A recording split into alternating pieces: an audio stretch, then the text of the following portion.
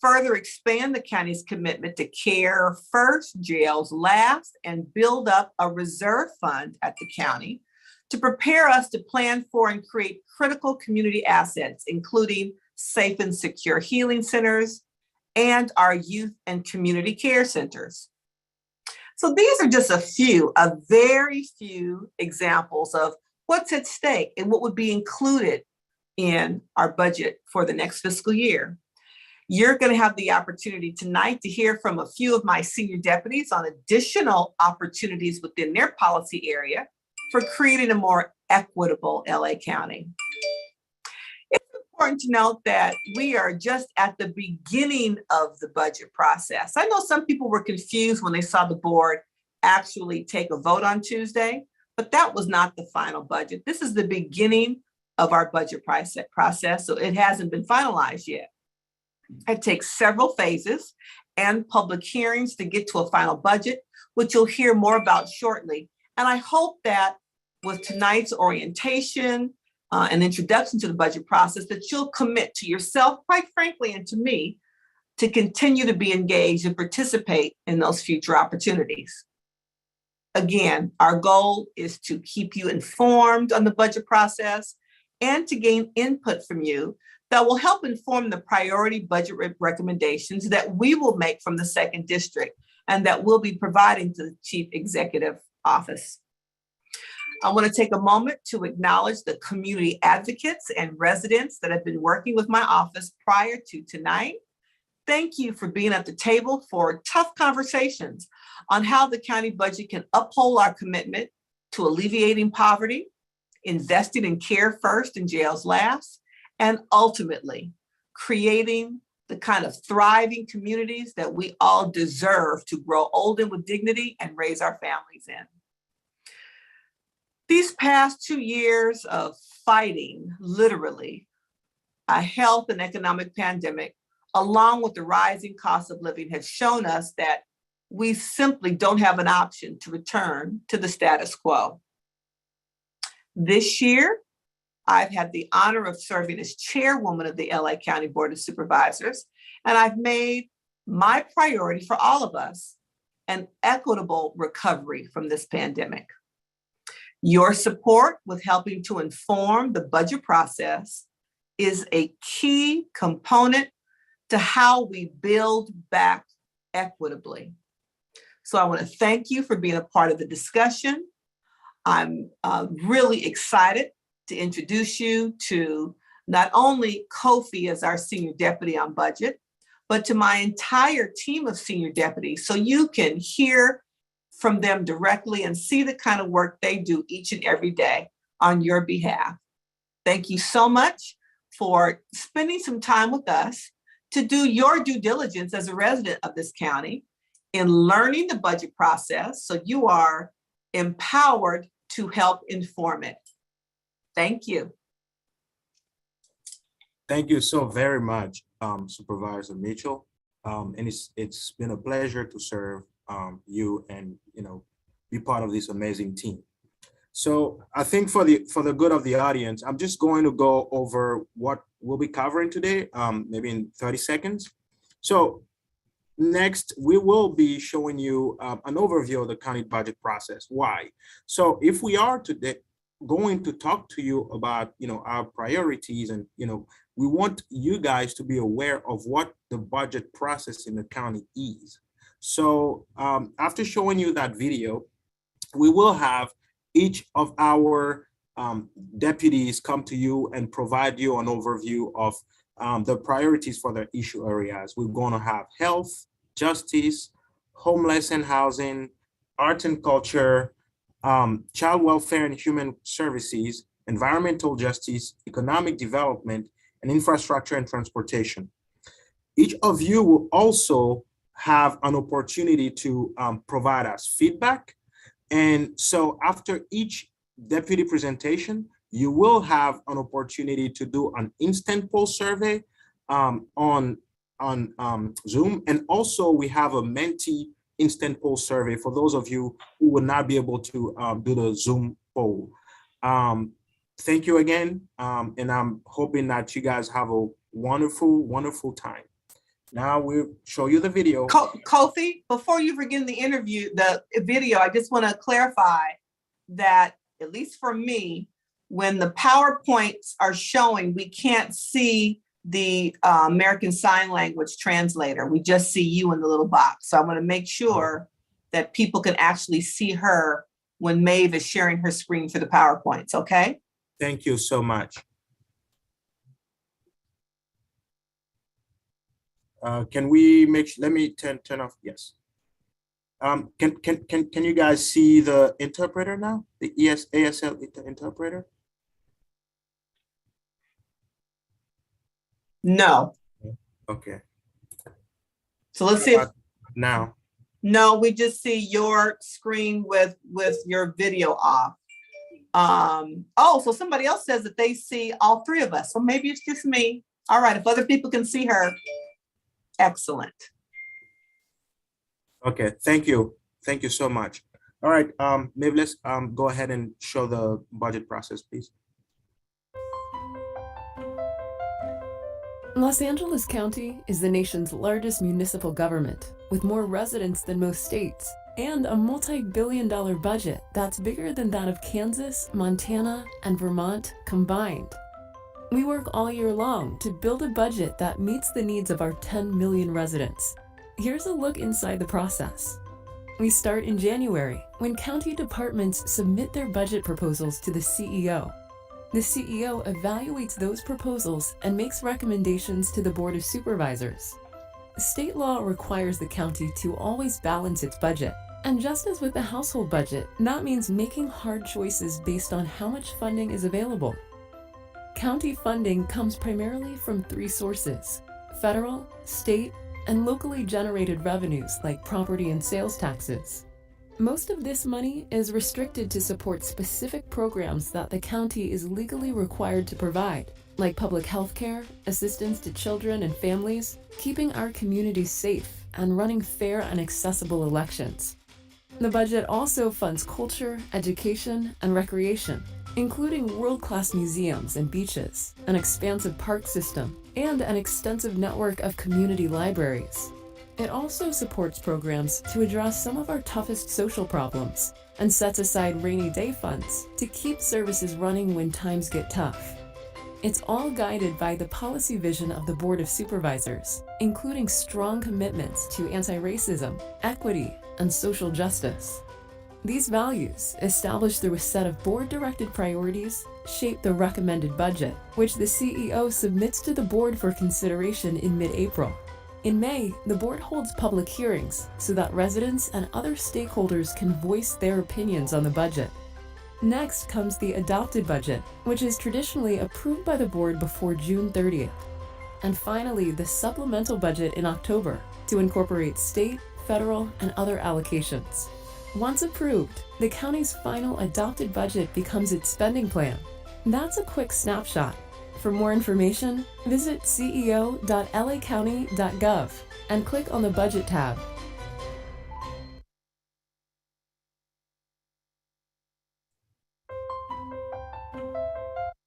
Wonderful. Thank you so much. So now we're going to go on to the next part of our agenda, which is to start talking about the budget priorities. And the first issue area that we'll be discussing today is health. And our Senior Deputy for Health and Wellness, Yolanda Vera, will be taking it on. Perfect. Well, good evening, and nice to be here with you. I'm going to talk about I will talk about three priorities on health and wellness.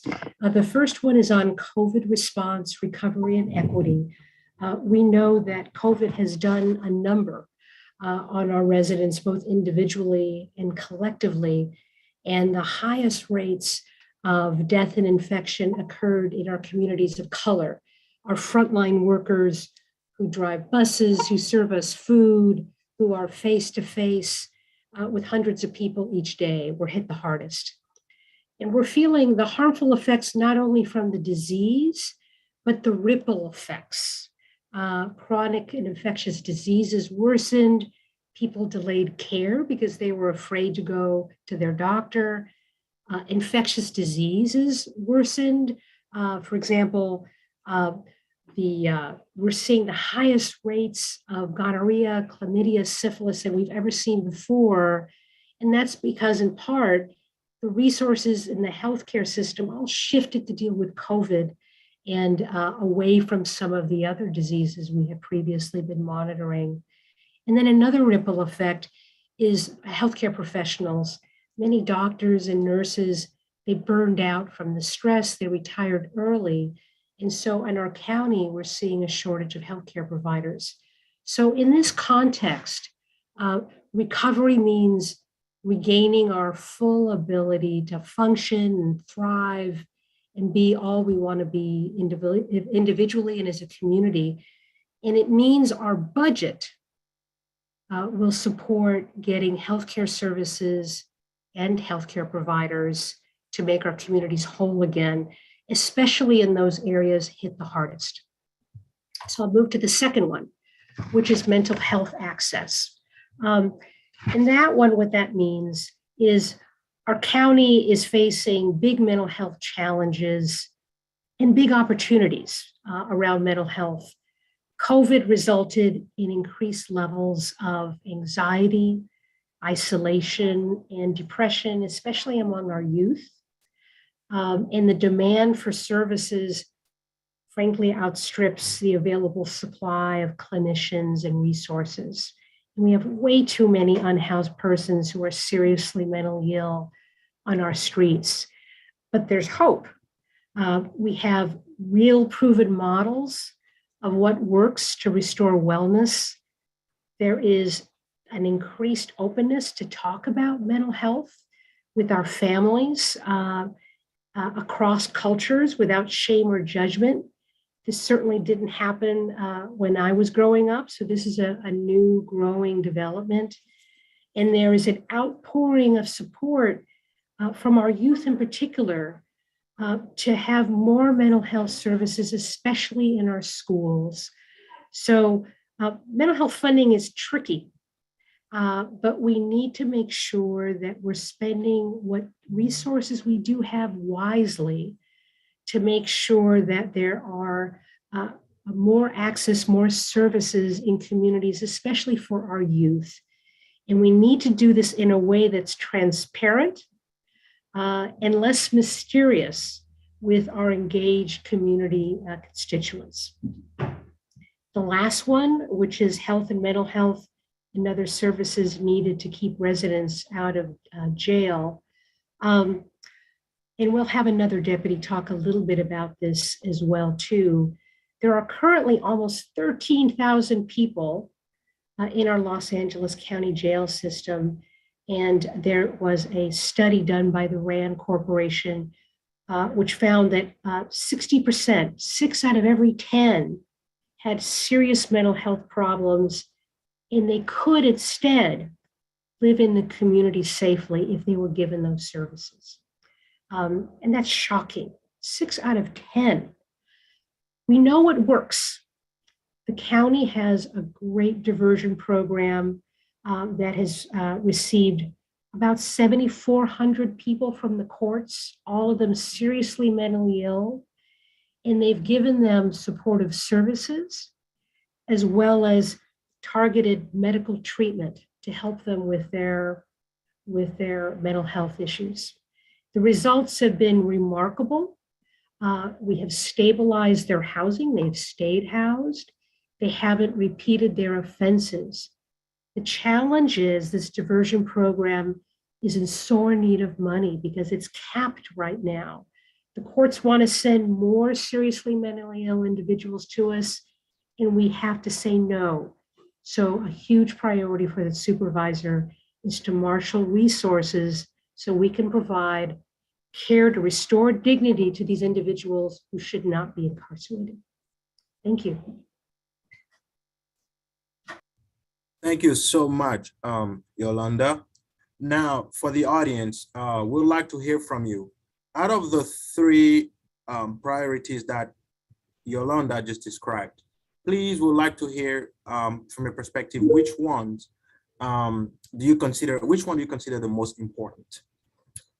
Also, for participants who are joining us on the phone or on social media, please go to www.menti.com, and Menti is spelled M as in mother, E, N as in November, T as in toy, and I.com. So www.menti.com and use the code 624292120.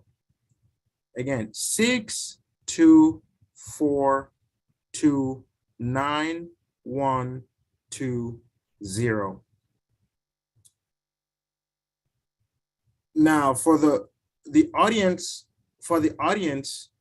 we also will have another question. So if you are joining us from Zoom, we would also like to know, out of which other priority in the area of health and wellness did we not talk about today that you think is important? Please use the chat and then give us one priority that was not discussed in the area of health and wellness. Thank you. We will give you about 30 more seconds for those of you who want to use the chat for the second question. And also to allow you guys to answer all the, to do the survey.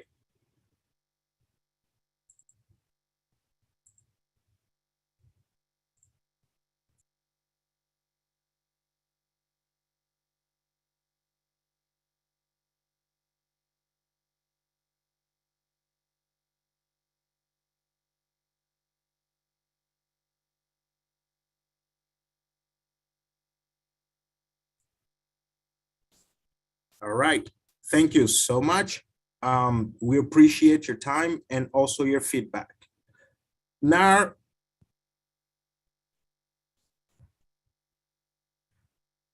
one more piece of information. If you are raising your hands, please make sure to use the chat, to answer to put in your questions. Thank you. Now we're going to move on to our the second part of our agenda, which is the discussion on the priorities from our justice team. And our senior deputy for justice, John Matthews, will be taking it on. Thank you, John. Thanks so much, Kofi. So that picture is funny. I have a lot more facial hair. It's great to see you all virtually. Thank you so much for participating and allow us to share community space with you. I think it's perfect that I'm going after Yolanda, because the way we think about justice in so many ways is focused on making sure Angelenos get the care that they need. And so, Yolanda, even separately, when she was going through her priorities, her last one was identical to my first one. So I think it's a perfect segue. She already talked to you about the crisis in our jails, and the expansion of Office of Diversion and Reentry. I just want to focus on that because, as Yolanda stated, I'm looking at Vera's jail tracker now. There are 12,778 people there. 5,582 have some form of mental illness, and it's inhumane for those folks to be in the jail not getting the care they need. We know that the Office of Diversion and Reentry works. When you talk to the judges, when you talk to lawyers on both sides, the prosecutors, defense attorneys, the clinicians, they all say that this works, and yet the program hasn't been able to admit new clients or patients. So we think it's essential we significantly expand these services. Not only is it essential when we think about the humanity and making sure people in the county's care get the health and support they need, it's also essential to closing Men's Central Jail, which the LA County Board of Supervisors has already committed to. If you've been there, you've seen the trauma that's happened there. And so that's another really important reason why it's important that we expand funding to ODR. The next item on my priority list is investing in youth justice reimagined. The supervisor, when she came in, when our team got together, we were all encouraged to think about the first grader in LA County and what that first grader's life would look like in 11 years if you all were to continue to support the work that the supervisor is doing. And so youth, and you heard Yolanda talk about it, you'll hear others talk about it. It's so important to our vision for LA County and investing in our future. So we're in the process of standing up a Department of Youth Development. It's essential that we fund that department and make sure that our youth are getting trauma-informed, care-informed services and education. I see so many of you that are on the Zoom that are already providing support and education to some of the youth that are in probation camps and halls. We know that so many of you are committed to this work, and we will continue to fight for this issue and make sure we're developing new transformational systems in LA County. The last priority on this list is investing in more community-based violence prevention. So we have an Office of Violence Prevention, but we also know that so many of you are already in the community doing peace building work, doing violence prevention work. We want to make sure you're getting the resources that you need to continue to serve our residents. So many of you stepped up when COVID hit and were, in your neighborhoods, informing people about all of the health risks, making sure people knew where they could get vaccinated. We're going to be calling on you more, and we're going to do our best to get you the funding that you need. We also know that there's larger organizations that have been doing the work. And so we're really trying to think creatively about how we can work through third-party administrators and get money out directly into community to help our folks, because we know that violence has increased, but we also know that strictly relying on suppression and incarceration is not going to solve the root causes. So appreciate your time and look forward to working with community on these issues. And I realized I couldn't vote on the last poll, I guess, but I trust that you all will inform us on what you want to see. Thanks. Thank you so much, John. So we have a second poll coming up. I've seen a lot of questions about, where to do the Q&A or the chat. I just want to say, if you were able to actually chat and say, hey, you didn't see the comment, that this is the chat function, this is the comment function. So for to ask questions or to participate in the second question of the poll, when you are on Zoom, please use that chat function. Also, I just responded back to a few questions regarding the Menti and the code. So it's going to be the same. So www.menti.com, and the code is 624292120. And as people are asking me about posting the code and the website, I've been answering them. And thank you so much for all of the folks who are contributing their thoughts on the chat. Thank you so much. We'll give you about 30 more seconds to do the survey and the poll, and then we'll move on to the next.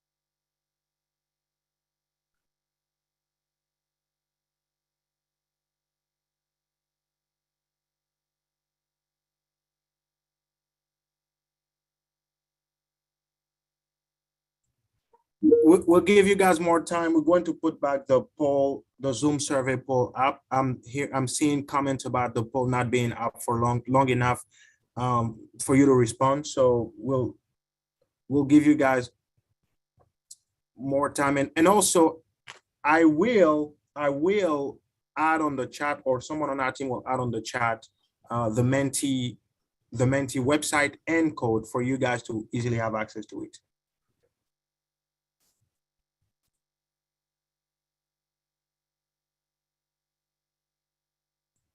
All right. Thank you so much for all of your feedback. One more question that we have that we would like you to put on the chat, to answer on the chat, is out of the 3 priorities that John just described, is there anything outside of those that we did not discuss that you think are priorities? So please go ahead and use the chat and inform us of those additional priorities that you like to hear about, or you would like us to think about that were not discussed today. And one per person, please. And we'll give you about 30 seconds to answer that, to add those comments.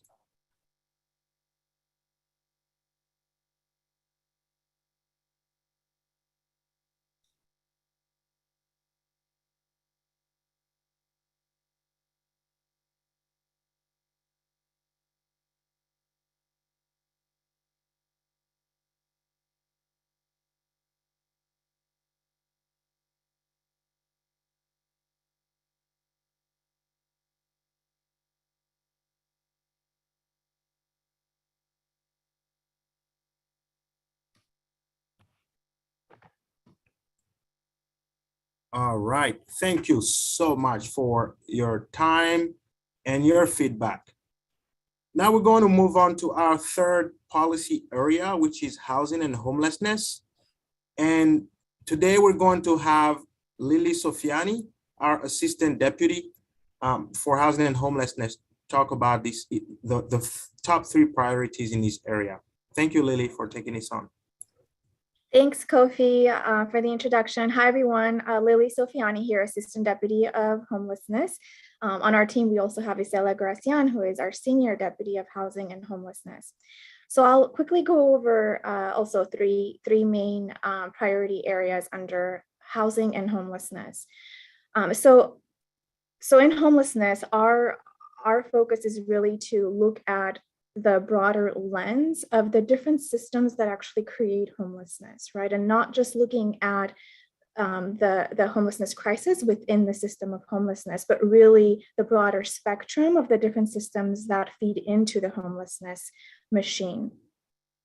Systems like the ones we just saw Yolanda and John go over: mental health, justice system. These are all really great systems that sort of push people into homelessness system, right? So in order for us to achieve our big goal, which is to attain functional zero, meaning that we can never get to a true zero in homelessness, because we can't really prevent someone from falling into homelessness if someone is, experiencing turmoil or trauma at any moment on any given night. But with functional zero, if we can create a system that has the capacity to meet the inflow as it happens in real time, so meaning the amount of people that fall into homelessness, we can capture them and rehouse them immediately so that they are experiencing homelessness one time and briefly, rather than ending up on the street and becoming chronically homeless. Then we have created a system of functional zero where no one is actually living on the street. So today, for example, we have in Los Angeles County, we house 207 people per day, but 227 people fall into homelessness every single day. So our housing system doesn't have the capacity to meet the inflow. The inflow is just so much more overwhelming than the outflow and our ability to rehouse folks in real time. So within this context, while we work on our broader goals of housing creation, preservation, and prevention of homelessness, we're also focusing on the very immediate and the here and now, like the homeless encampments, which are drastically rising in our streets on every corner. So on January 11th, for example, we passed our motion on the RV encampment protocols. And so we are looking to develop programs where we can house the folks living in these encampments and RVs. And then clearing our streets and cleaning up for public safety and dismantling of the RVs. Our encampments and RV encampments have risen drastically over the last 24 months during the pandemic. I'm sure you all have seen. So that is one of our top priority areas that we're focusing on from a lens of equity, meaning taking the resources to the areas that are hardest hit. by encampments and insecurity. So second is our housing policy area. So under our housing policy area, we are focusing on our housing subsidy pool, sustaining and increasing entry to the local housing program. So we're looking for more inclusion and looking for a way to increase the amount of constituents and residents that we can include in these programs, especially those who are suffering from housing insecurity and really are one paycheck or one eviction threat away from becoming unhoused themselves. And finally, our planning portfolio. So we are focusing on increasing the capacity for a long-range planning and processing for specific community development projects. So we're really focused on zoning and land use and supporting our county departments for future planning and the review process. And that will be all. And I think, Kofi, we can go on to the poll. Thank you so much, Lily. And we're getting a lot of comment and feedback in the chat. So thank you so much for your participation. Now the chat, the instant poll is up. We're gonna leave it for a little longer so that a lot of you guys can participate. Remember, if you are not able to participate in the chat for Zoom, please go to www.menti.com. Menti spelled M as in mother, E, N as in November, T as in toy, I.com, and use the code 624291120. And I think we have about 4 or 5 chat items that have that information as well. Thank you.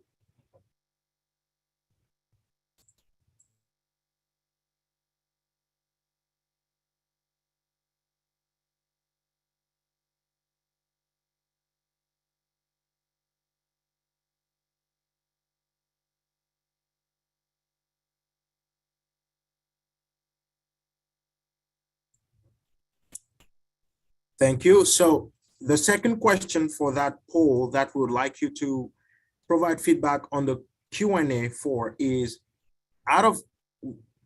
Lily talked about 3 priorities in our homelessness policy area. Which other priorities do you think are important that we did not discuss or that you think should be brought to our attention? Please use the chat and provide your feedback. Thank you again.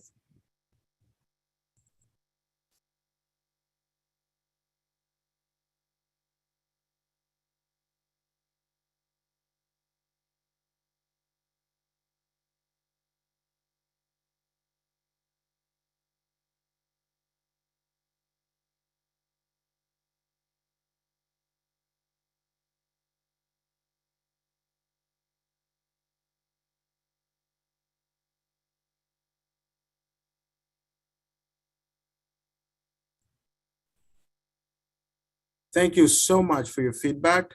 Thank you for answering our questions.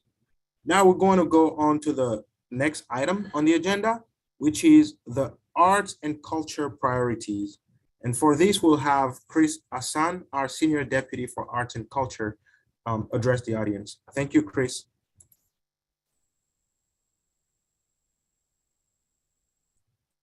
You're muted if you're speaking. Yes, thank you, Kofi. And good evening, everyone. Thank you again for making the time to be a part of this conversation. Our first priority is to double the organizational grants program, which is a grant provided by the LA County Department of Arts and Culture and provides flexible grant funding to small and mid-sized arts organizations that are serving underserved and marginalized communities. The OGP is an important funding source for organizations that provide critical services and programs in communities that are historically locked out of traditional arts grants.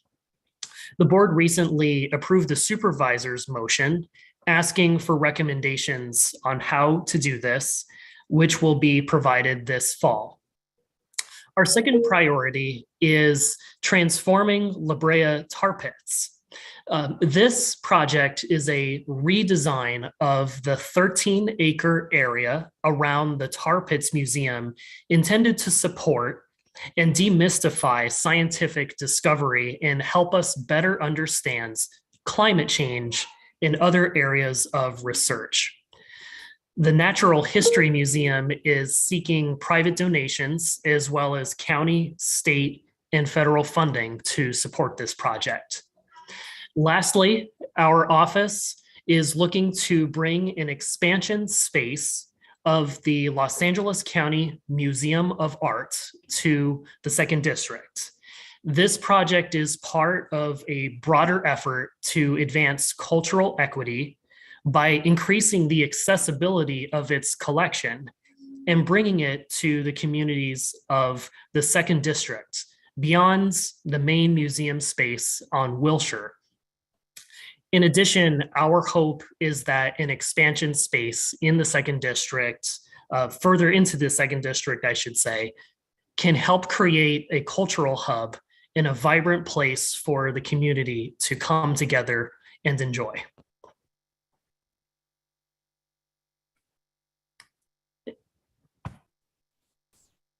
Thank you so much, Chris. And again, for the audience, thank you again for your participation. We're getting a lot of comments and questions and feedback. Thank you so much.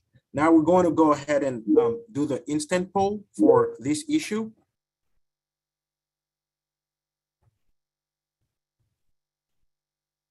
And again, I'll refer you back to the chat in case you'd like to use the Menti questionnaire or Menti instant poll. Again, www.menti.com, and the code is 624292120.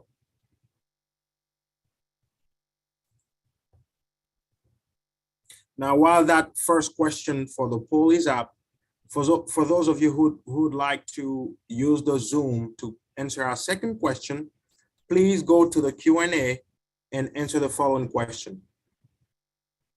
Chris discussed 3 priorities in the arts and culture policy area. Which other issues or priorities did we not discuss, or which other issues or priorities would you like us to be aware of? Thank you again for your comments.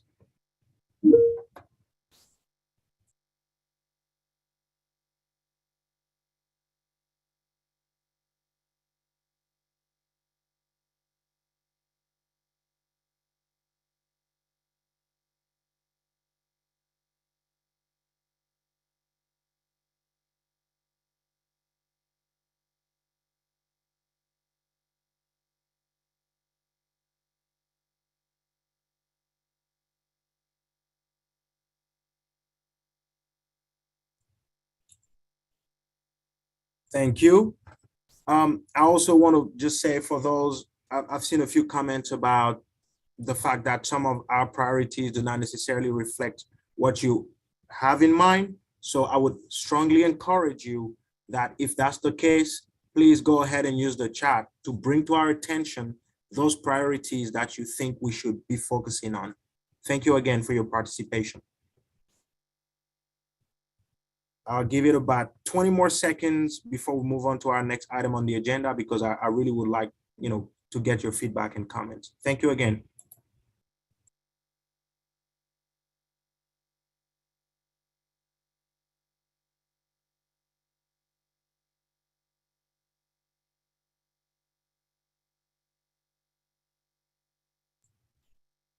All right. Thank you. Now we're going to move on to the next item, which is child welfare and human services policy priorities. And for this, we'll have Kelvin Driscoll, our Senior Deputy for Human Services and Child Welfare. Thank you, Kelvin, for addressing the audience. Thanks, Kofi. As Kofi mentioned, my name is Kelvin Driscoll, Senior Deputy to Chairwoman Mitchell, handling Human Services and Child Welfare Policy. And if I could have the next slide, I am happy to talk to you about the three budget priorities in our area. The first one being the structural deficit for our Department of Children and Family Services, which the chairwoman and the entire board have done some tireless advocacy work at the state level. In short, the ask here is to have our state partners make sure that they are providing our county with the resources that we need to provide adequate services to children, to make sure that they thrive, particularly with our non-minor dependents and those who are a bit older in our system, to make sure that we really make sure that they have the resources that they need to be successful. You heard Lily talk a little earlier about how these drivers can be, or these systems can drive into homelessness. So we want to make sure that that doesn't happen. The second area of priority in our policy portfolio is to make sure that we stand up the chairwoman's motion around establishing the Office of Prevention Services. So currently the executive director of the ARDI initiative, Anti-Racist Diversity and Inclusion Initiative, is chairing the task force that will report back to the chairwoman and her board around how to stand up services that are targeted further upstream to ultimately make sure that residents of the second district and the county at large don't come into contact with these systems unless we're talking about child protection. And then lastly is a part of the revitalization of the Vermont Manchester community, the supervisor and her predecessors' support of the Seed School, which we're very proud to mention is the first public college prep boarding school in the state. So we're very proud of that under the chairwoman's leadership, that we will help 400 students prepare for careers in STEM and transportation. And so powering the Seed School, powering the development of the Vermont Manchester community will also be an area that we look to power in our policy portfolio. Thanks, Kofi. With that, I think I'm tossing back to you for the poll. Thank you so much, Kelvin. Once again, would like to hear from you. Please provide your feedback using the poll that just popped up on your screen. And if you cannot participate in the instant poll on Zoom, then would encourage you to join www.menti.com. Menti is spelled M as in mother, E, N as in November, T as in toy, I. Menti.com, and please enter the code 624-29120 in order to participate in the survey. I will leave this instant poll question on the Zoom app for about 25 more seconds, and then I will ask the second question, whereby I would encourage the audience to use the chat to provide their feedback. Once again, if any of those top three or any of those three priorities do not figure in any of the issues that you think are of importance in child welfare, please use this opportunity, use the chat, and bring those other priorities to our attention. Thank you so much.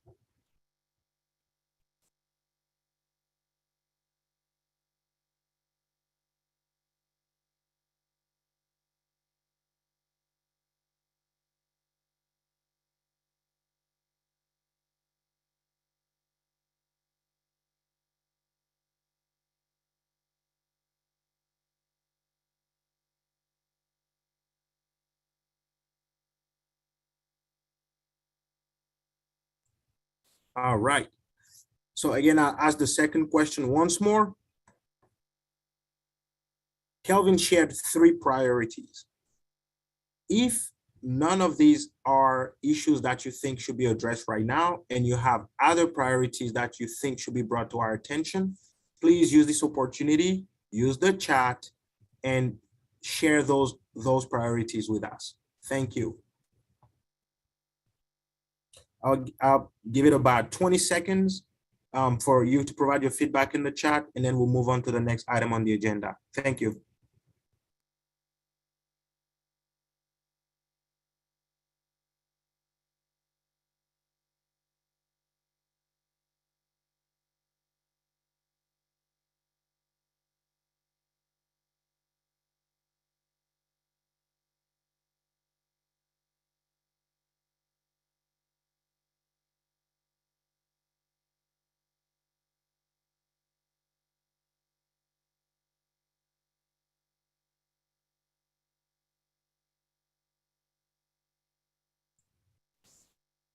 All right.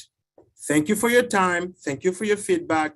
Now we're going to move on to our next presentation, which is the top 3 environmental justice priorities from our office. And for that, we'll have Laura Moreda, who's our Senior Deputy for Environmental Justice. Thank you, Laura. Thank you, Kofi, and good evening, everyone. Laura Moreda, Senior Deputy for Environmental Justice with Supervisor Mitchell. And we're excited because this year we are hoping to see some significant investment in our priorities, which include a transition towards a clean energy future, as well as expanding access to park space and high quality recreational programming. This also includes a new park that will be opening this year in the West Carson area. And we also have new parks in the works in the coming years as well. So these are important priorities that are critical to our community's health, wellness, and quality of life overall. So our first priority, just transition away from oil and gas. This is really to implement the board adopted motion that to begin the process of phasing out urban oil drilling. This is an issue that disproportionately impacts the health and safety of Black and Latinx communities in SD2 and across the county. And in fact, our district has the largest urban oil field in the nation, the Inglewood oil field. So we've heard from many of our constituents, from activists and advocates as well, about this being a really significant environmental justice priority. To implement this work, we need to undertake an important study that will help the county determine an oil drilling phase out plan. And this phase out plan will also rely on recommendations from our county's Just Transition Task Force. This is a precedent setting model that we've really created at the county for bringing together diverse stakeholders, including labor, indigenous groups, frontline communities, in guiding our critical transition in a way that protects workers and communities impacted by oil drilling. Our next priority is removing barriers to aquatics programming. And so, as we all know, over the past 2 years, we've really realized the critical importance of having access to green space like parks, as well as outdoor recreation opportunities like swimming. But in many low-income communities of color in particular, we have less access to high-quality parks and aquatic spaces. And people rely heavily on public parks programming and resources to access these types of opportunities. It's our priority to make sure that parks and aquatics programming remain affordable and accessible. And this particularly includes providing scholarships to seniors and people with disabilities.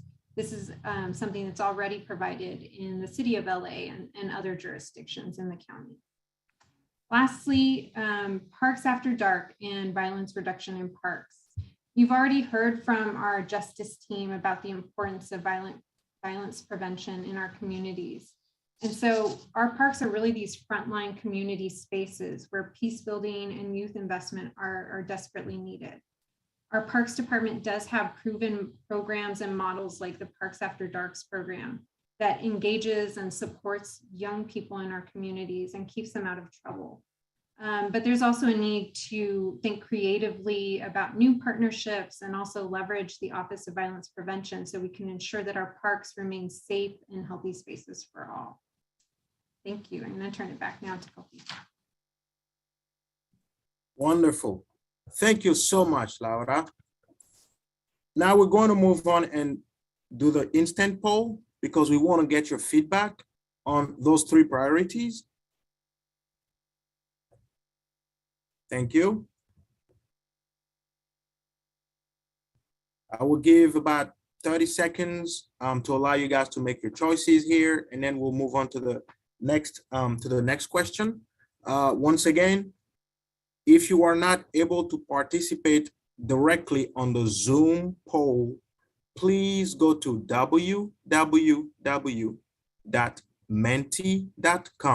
Menti is spelled M as in mother, E, N as in November, T as in toy, I, and please use the code 624-291-20 to participate. Again, the code is 624-291-20. 29120. Thank you.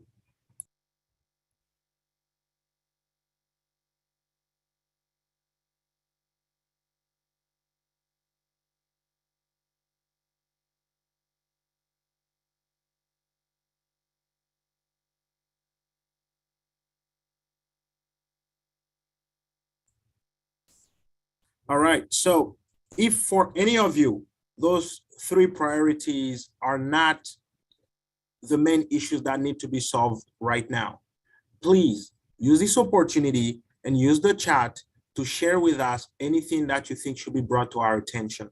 Thank you. We'll give it about 30 more seconds to get additional comments on the chat. And again, we're getting a lot of feedback, a lot of suggestions. Thank you so much for your participation.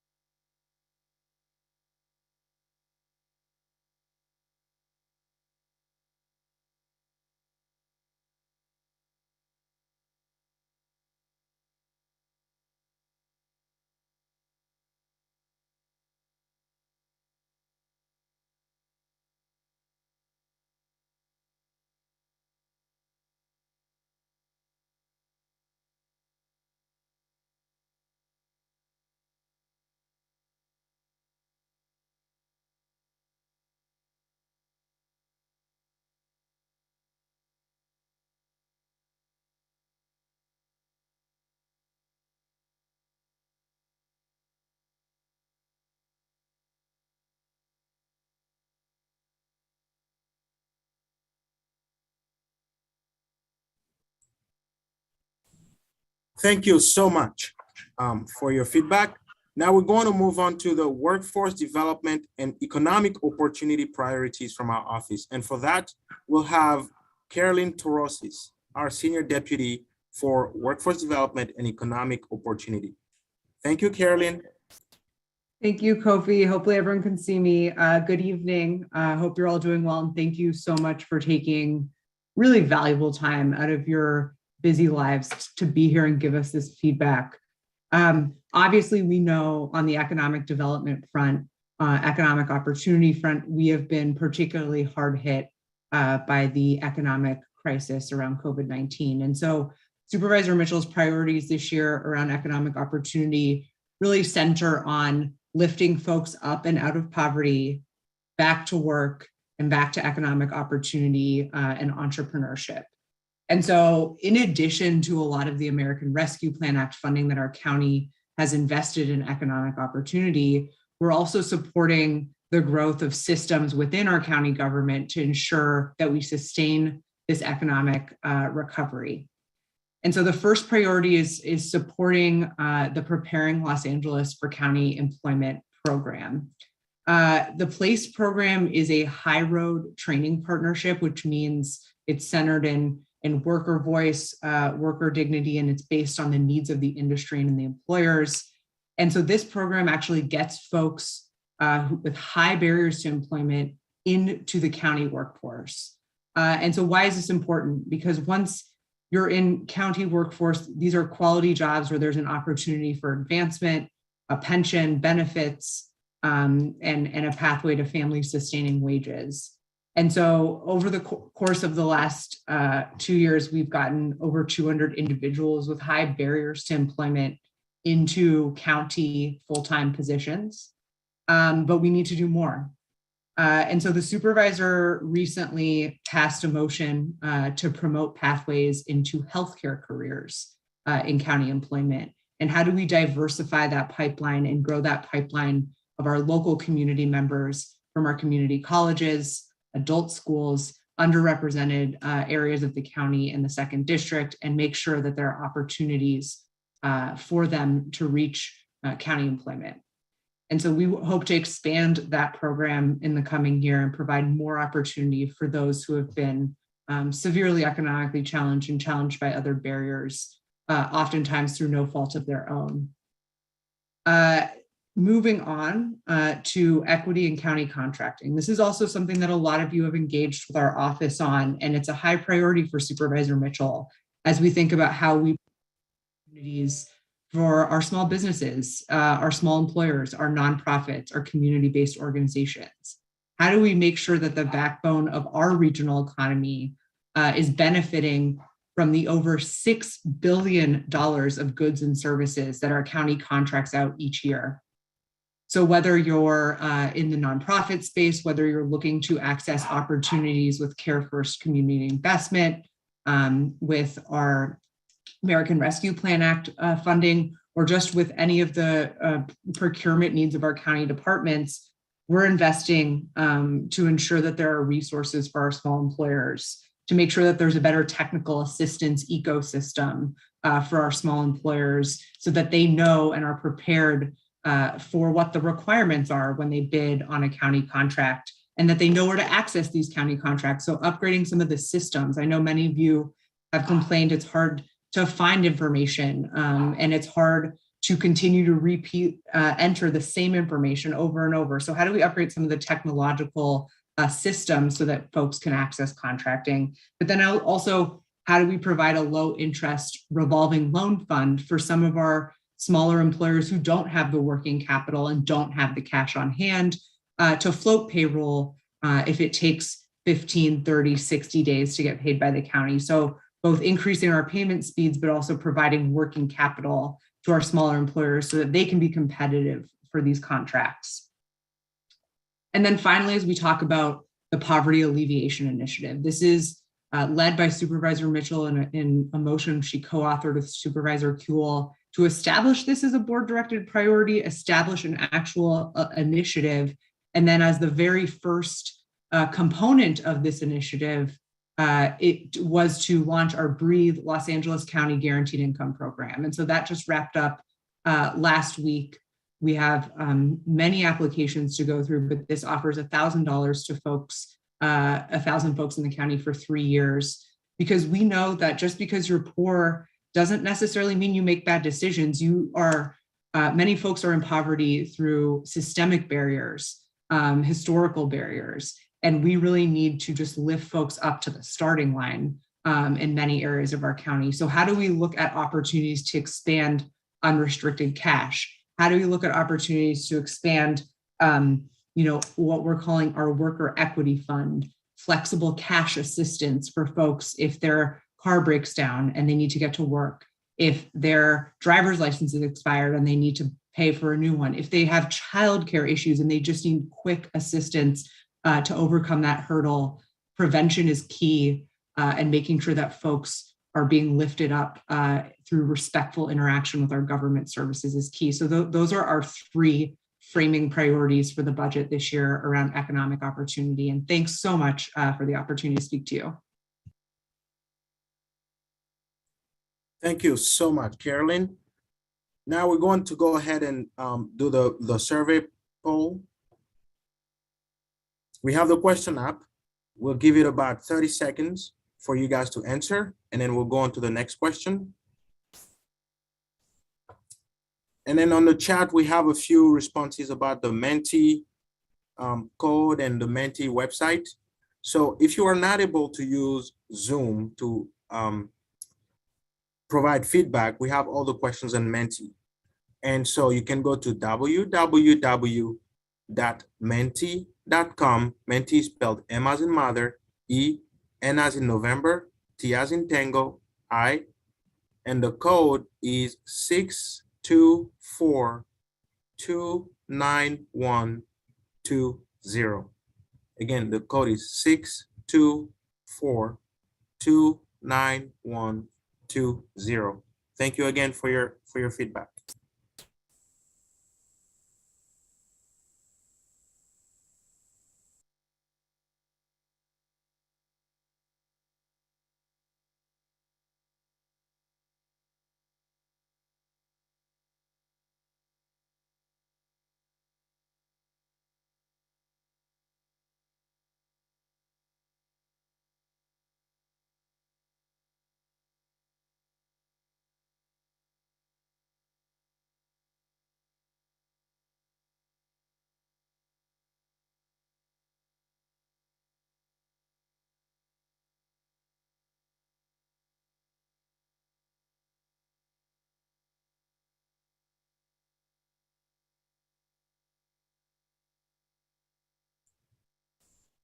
All right.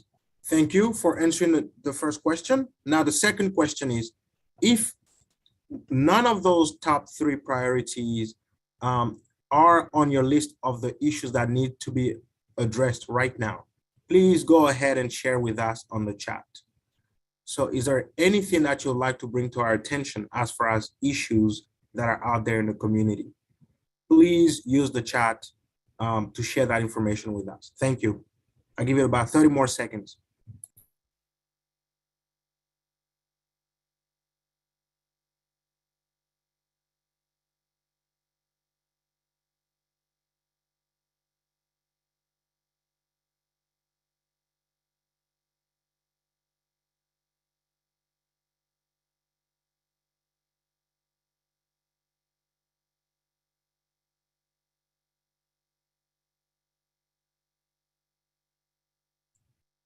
Thank you. We'll go on to the next item on our agenda, which is the infrastructure and transportation priorities. And for that, we'll have our Senior Deputy for Infrastructure and Transportation, Lily O'Brien. Thank you, Lily. Great. Thanks, Kofi. And thanks all. I think I'm the last policy area, so I'll make this short and sweet for all of you whose dinner I'm standing in the way of. I am Lily O'Brien. I'm the Infrastructure and Transportation Senior Deputy for Supervisor Mitchell. And so my portfolio is really what we do in the public right-of-way and how we leverage the public right-of-way to keep people safe, healthy, and to create a dignified experience for people who are traveling through our county. And so stepping back, the Board of Supervisors really oversee a $30+ billion budget to ensure the health and wellness of all 10 million Angelenos. But the Supervisor Mitchell, is really seen as the mayor of our unincorporated areas. And so our infrastructure priorities are really based on the services that we deliver to the unincorporated and the infrastructure investments that we make to our unincorporated areas in the second district. So the first priority is around traffic safety. We have a goal in the county to eliminate traffic deaths on county unincorporated streets. The reason this is essential and also possible is because traffic deaths are one of the leading cause of death for kids 5 to 15, and the third leading cause of premature death in Los Angeles County. And they are all preventable. So with safer street design that focuses on reducing excess speed, we can make a difference. We can save lives. We know that we can do it. In this category, we are happy to see a proposed budget that reflects a $26 million increase in traffic safety and street reconstruction funds. But we have a $66 million need in this area. And really lives are on the line. We witnessed nearly 600 deaths over the last 10 years in just the unincorporated areas. And those deaths largely and disproportionately impacted the second district and Black Angelenos. So this is the first priority for our policy area. The second priority is around infrastructure equity. And what do we mean by infrastructure equity? Well, in 2021, the supervisor introduced a motion that was passed unanimously by her colleagues to direct our Department of Public Works to essentially create an equity action plan that was focused on delivering our infrastructure resources to the communities most in need of those resources. Across the country, infrastructure services are largely delivered by who raises their hand first. So if you've got an illegal dumping issue in your community and you know who to call, you're put in a queue, and that issue is handled based on who else is in the queue. Well, that means that in neighborhoods where people don't know who to call with an illegal dumping issue, we often see a huge disproportionality in services going to those communities. So infrastructure equity is about restructuring the way that we deliver services to meet the greatest needs of our constituents and our residents. And we have a huge funding need here because restructuring takes work, takes resources, takes staff time. The third issue area for the infrastructure team is around deleting the digital divide. We call that in shorthand, delete the divide in the county. But in the pandemic, we really saw a huge disparity in access to internet in communities. In the second district, we see neighborhoods where upwards of 30% of households do not have reliable access to the internet. When we went out and did our own firsthand research in the second district about why people were not subscribed to the internet, we found over and over families were having to make a choice between buying dinner for their kid that night and paying for internet that month. That is a false choice families should not have to make. So delete the divide is leveraging the county's power to increase affordable internet options for families. You should not have to choose to eat or do your homework or access a job opportunity or telehealth appointments. So we have a huge funding need in this area in this budget. We'd like to see more funding go toward programmatic staff and resources to further our work in this area, including providing community wireless to families. And so that sums up our infrastructure priorities for this budget year. Thanks all, appreciate it. Thank you so much, Lily. Now we're going to go on to the next part of this presentation, which is getting your feedback. Again, there's an instant poll that just popped up on your screen. Please go ahead and provide your feedback. And as you do so, we also would like to hear from you if any of those three are, from your perspective, not the biggest issues that need to be addressed right now, but you have other ideas or other issues or problems that you're seeing out there. Please use the chat and share that feedback with us. Thank you. We'll give it about 30 seconds for you guys to enter the instant poll and also provide your feedback onto the Q&A. Further, if you cannot do the direct poll onto Zoom, I'd urge you and suggest that you go on to www.menti.com. Menti is spelled M as in mother, E, N as in November, T as in toy, I, and please use the code 62429120. Again, the code is 62429120. Thank you for your feedback.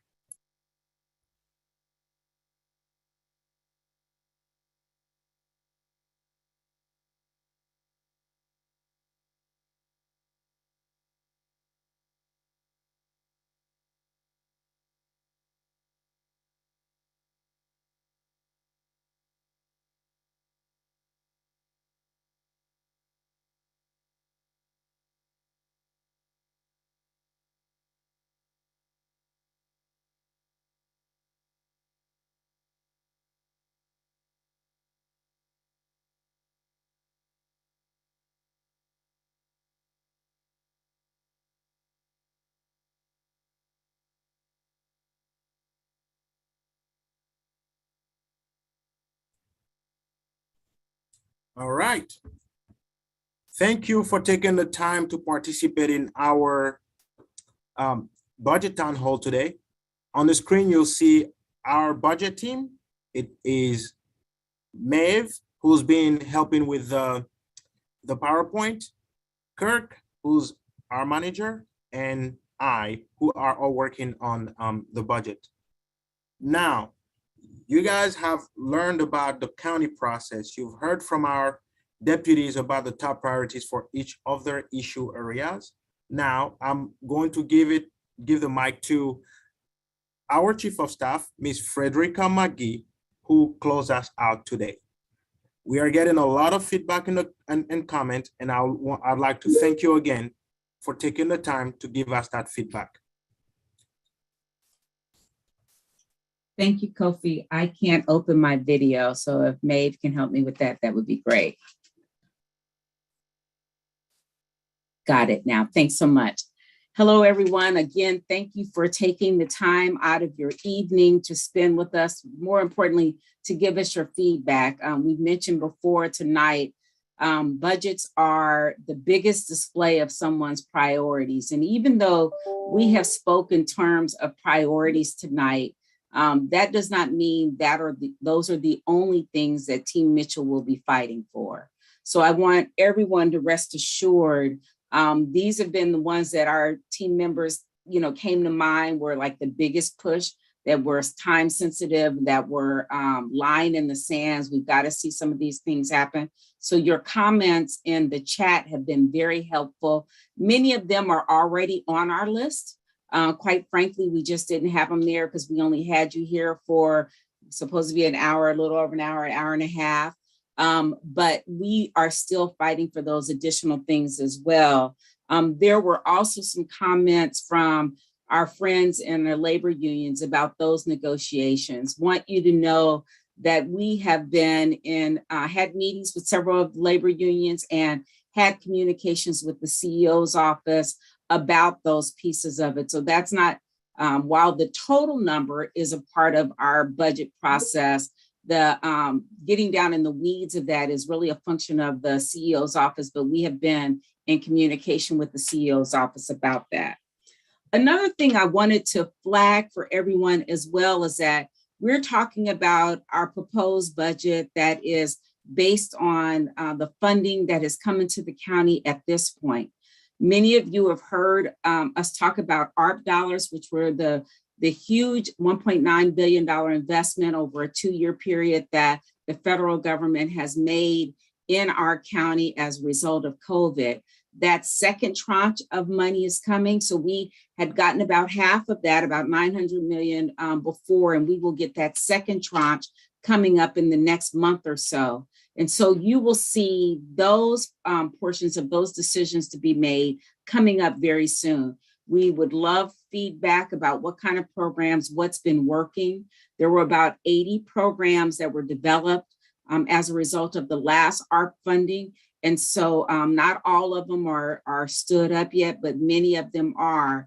And I don't have that website now, but there is a website that we will get out to everyone. We'll have it in the chat that will let you know which one of those programs are up and running and when you can expect them to be online. So that's about the ARP piece of it as well. Team Mitchell, of course, budget is a huge priority, but as you can see by all of our other policy consultants, we are in the weeds of trying to make sure we make lives better for Angelenos across policy areas. We know that we don't just fight for an arm because you need your leg, and we don't just fight for a mouth because you need your eyes as well. And we get that, and we are committed to doing that as well. So you will see that we are trying to serve you in a ton of different areas. So we appreciate the feedback that you have provided for us and know that we will be doing that. One thing that tends to come up is we talked about equity a great deal here. And part of equity, of course, is the underlying nemesis that kind of prevents that is sometimes it's racism. And so SD2 has been really the home of trying to combat racism in LA County. You know, many of you, of course, know about the 65 Watts riots and then the 92 uprising, which we will be celebrating that or honoring and trying to learn more about what caused us to have the 92 riots coming up in the next week. The anniversary is the 29th.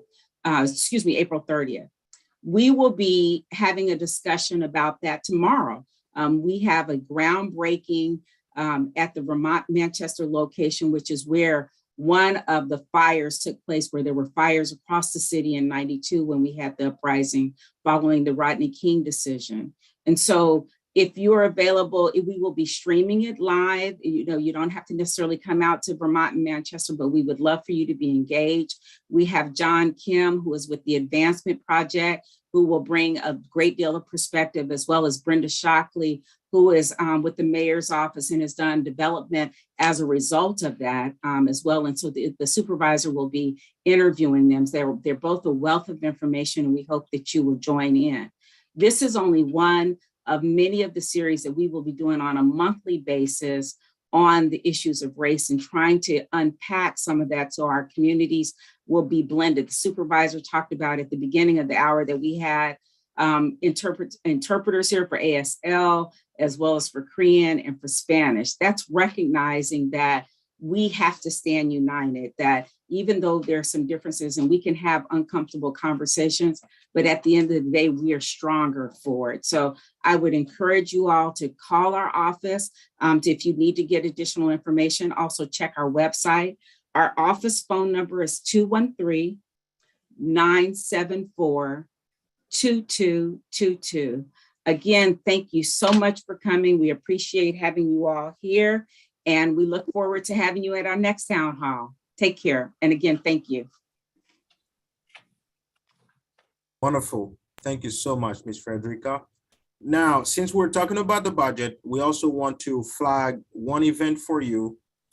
On Wednesday, May 11th, starting at 9:30, we're going to have the public hearings for the LA County budget. So please save the date, and we hope that you will continue to participate and be part of this process. Thank you all so much. Hey, Quasi, can someone open my video? I just want to make one final goodbye remark. Yes. Thank you very much. I just want to thank my team. Thank you, Frederica, and all of the hard work that went into developing this presentation. One final thing I wanted to say, what I got out of it too, I am so thrilled that constituents were able to communicate with each other. Under the Q&A function, we saw constituents with different points of views opining on the same subject matter. And I hope that many of you, as some of you indicated, will continue your own communication and follow each other on social media and continue to learn and educate from each other. The point of this exercise was to hear from you, whether you agree or disagree. That's how we want to receive information and keep open lines of communication with all of you. So again, thank you. Hope that you'll participate on May 11th, and good night.